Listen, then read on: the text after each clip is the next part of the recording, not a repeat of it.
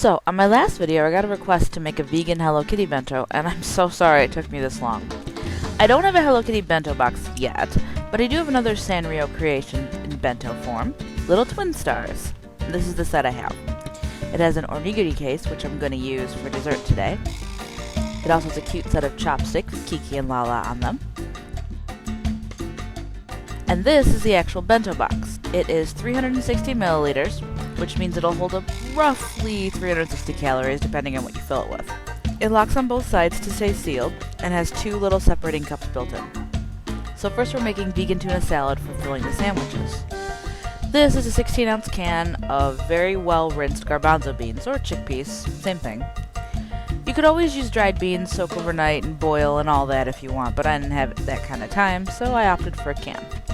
Put them in a bowl, get your trusty fork, and start mashing. You want them to be pretty crushed. After that, take a couple of tablespoons of vegan mayonnaise and mix that in. Now comes the fun part, adding all the stuff. I don't really have measurements for this, I just eyeball it depending on what I feel like for that day. These are dried cranberries. I love cranberries, but you could always use raisins or skip this if you want. This is 2 stalks of celery cleaned and chopped, but you'll see I don't put them all in, just some. Same with the cleaned chopped carrots. Next, regular yellow mustard. It's about 2 teaspoons. Nama shoyu is just cold-pressed soy sauce that still has living organisms in it, so it's just better for your digestive system. I popped in a teaspoon or 2. Wasabi paste. Now, if you don't like spicy, just skip this. I'm adding a teaspoon or 2 for a little kick. This is a half sheet or so of toasted nori I cut up with a pair of scissors. Fresh thyme from the garden, probably a teaspoon or so. Rosemary, also picked from the garden. And a few fresh basil leaves. I just cut them up with scissors instead of chopping them. Finally, last of the fresh herbs, parsley. Again, just snipped up and dropped in. For a little extra spice, these are hot banana peppers, but you could also use sweet ones, or pickles, or even relish if you don't want the spice. And this here is coconut nectar. I'm just adding a dash for a little bit of sweetness. You could also use agave nectar or maple syrup, or skip this entirely if you don't want it. Then mix well. Don't forget salt and pepper to taste, and mix again before covering with saran wrap and putting it in the fridge till we're ready to use it for later. Now for Hello Kitty's head. I get these cutlets from my local supermarket, and I think they are seitan cutlets. Seitan, however you say that. Though it doesn't actually say on the box, but it's basically soy and wheat gluten, and I like the taste and texture. It helps that it's very light, almost white in color, which is perfect for Hello Kitty's head. They are packaged 2 in a box, and I already had one, which is why the other one's just in a plastic bag. To make Hello Kitty's head, I'm using a tool out of this box that I got on eBay. It has a nori punch that I'm also going to use. And this is a rice shaper in the shape of Hello Kitty's head. You could always print out a picture of Hello Kitty's head, like I did for the Choco Cat bento video. But I figured I'd use this instead, since it does fit well inside the little dividers in my bento box. So here I'm taking the plunger out of the rice shaper, or you could just lay down your picture of Hello Kitty over your seitan if that's what you have, and using a sharp knife, I'm cutting out the shape of her head.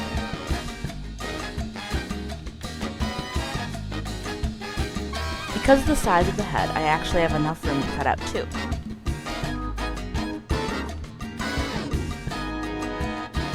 These cutlets are great grilled, but I'm going to pan fry them here with a little bit of coconut oil because I happen to have it.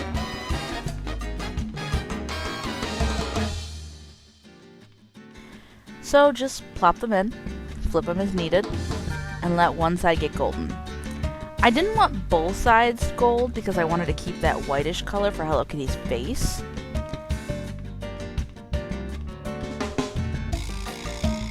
Oh, and don't forget to cook the scraps too. They make a great snack when you're assembling your bento. While the heads are cooling, let's steam some vegetables. I got this steamer online for a few dollars and I've never used it. There are 3 parts to the steamer: a base, a cover, and a little divider platform. The instructions are simple. You just put in a teaspoon of water, put your vegetables on the platform, put the cover on, and put it in the microwave for the specified amount of time according to the table on the packaging. I'm cooking broccoli, which is what it says here, so I'm going to pop it in for a minute and see what happens. Be super careful when handling this thing if you get one. I definitely burned myself taking the top off, but it worked out beautifully. This was my reaction. Ow, it's hot.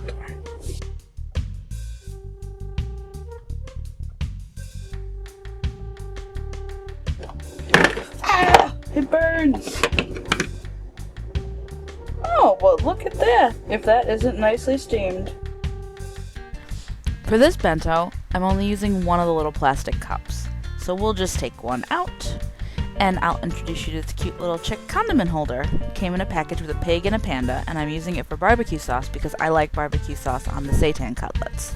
I kind of pretend they're pork chops. This is just some corn I heated up in that little steamer too, but you could use any mixed vegetables you want. This is just what happened to be in my freezer. Next, stack the Hello Kitty cutlet heads and move the corn around a bit till they fit in the bento box.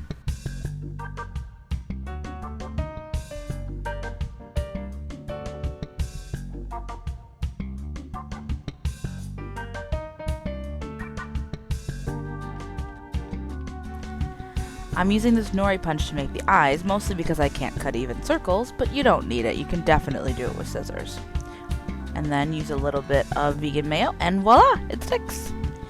Here I'm going to cut the whiskers with scissors because my nori is kind of old and it's not super crispy, so it didn't really punch very well, and I got scraggly little scraps instead of whiskers. I'm also using my fingers and a fork here instead of food tweezers to lay out the whiskers and facial features. But you can use whatever you want. I'm just showing you it can be done either way with no problem. Next, I cut a leftover corn kernel for her nose. And here, I'm using these food picks I got to replace her bow. But you could always use a red bell pepper or tomato or something cut in the shape of the bow.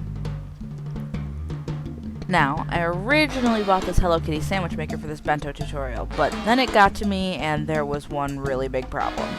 As you can see, the sandwich it makes would be as big as the bento box itself. So instead, I'm using this one, which makes little finger sandwiches. You're supposed to put filling in with space around the edge of the bread so the sandwich will seal properly.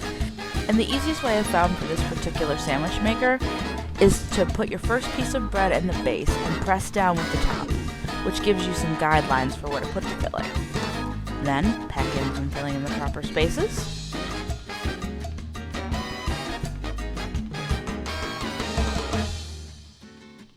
Put the second slice of bread on, and the top, and Hulk smash it until you can't anymore. Or just, press it together as hard as you can, but the first way sounds more impressive. Take the top off, clean the edges, and you have square and a couple of hearts, depending on how large your slice of bread is. I only did 3 because that's all I needed, but also because my slice of bread was too small to get the last 2 hearts to seal properly.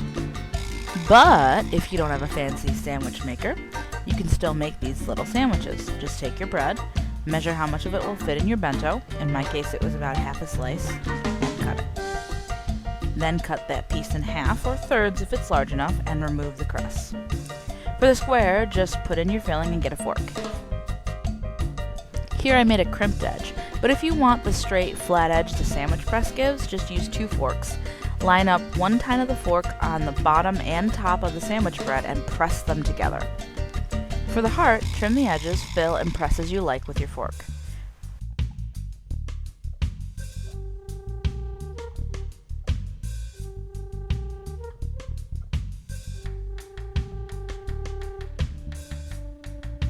Trim is needed for neatness, and it's done. Now you just need to assemble the other side of the box. With the sandwiches, I use cherry tomatoes as a garnish with a food pick that makes them look like cherries, as well as my steamed broccoli because I really love steamed broccoli. After that, we can move on to the fruit salad. Just use whatever fruit you have. I used whatever I could pull out of my fridge. I'm crazy about red grapes all of a sudden, so I had to put some of those in first off. These are some blackberries, which look sort of sad, but I decided to use them anyway. Next, watermelon. For this, I'm using these flower-shaped cutters to make fun shapes out of them. I decided to use chrysanthemum for this. Just press it in, wiggle it around a little, and it pops right out.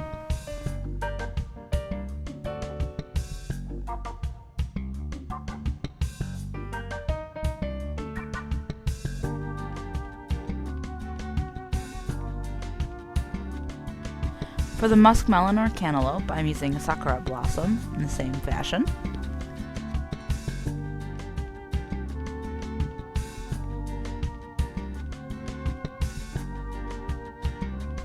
As for the kiwi, I sliced it into coins before I used a plum blossom shaped cutter, and that finished off the flowers.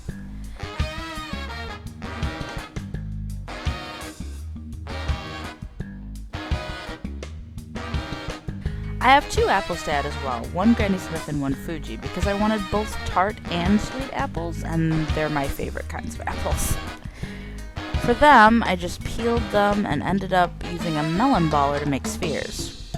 I didn't want the grapes to get picked on by the other fruit because they're the only spheres in everyone else's flowers. And no one cares about blackberries. Or something. Now you're going to want to put some lemon juice on this if you don't have a glaze for it, because the apple will oxidize and turn brown when left in the air, which is not very appetizing. But I made a glaze, which I'll show you. It starts with citrus juice of some kind, so I have my handy dandy citrus juicer and 3 lemons chopped in half. Of course, you can always use lemon juice you buy in a bottle, but I just got this juicer and I've never used it before, so I wanted to try it out. Here you can see I ended up with about 2/3 of a cup, or 150 milliliters of liquid, which I poured into a saucepan over medium heat. After that, I added 2 packed half cups of brown sugar, or 1 full cup packed. But you can use any sort of sweetener you want. Regular white sugar would work, agave nectar, or honey, which some vegans consider as not being made from animals. Whatever tickles your fancy. Just something sweet. Then, a teaspoon of vanilla extract, and a teaspoon of almond extract. Give it a stir. Now you could use juice from fresh oranges, but I didn't have any oranges in the house, so I just used what I had. This is actually orange juice with mango in it, and I added 1/4 cup for a little more tart to go with my sweet. And now, the most important part, of course, tasting. I tasted it and decided it needed more sugar to balance out the citrus, so I added another half cup of brown sugar. But do whatever you think it needs. More vanilla or almond? Add 1/4 teaspoon at a time or so, but go for it. I put it in a glass measuring cup to chill in the fridge for a while, and then poured it over my fruit salad and stirred. You should probably refrigerate it for a couple hours, but I was running out of daylight at this point, so I used it before it really had time to set up, which is why it sort of looks more like water than glaze or syrup here. You'll also see that I have a lot of glaze left over. There's enough for a large fruit salad, but I made a little one for this tutorial, so I'll just stick this in some Tupperware and use it for something else later. But anyway, give it a stir, fill up your repurposed onigiri case, which is now a dessert case, pack up your bento, and your lunch is all set to go in the fridge for tomorrow.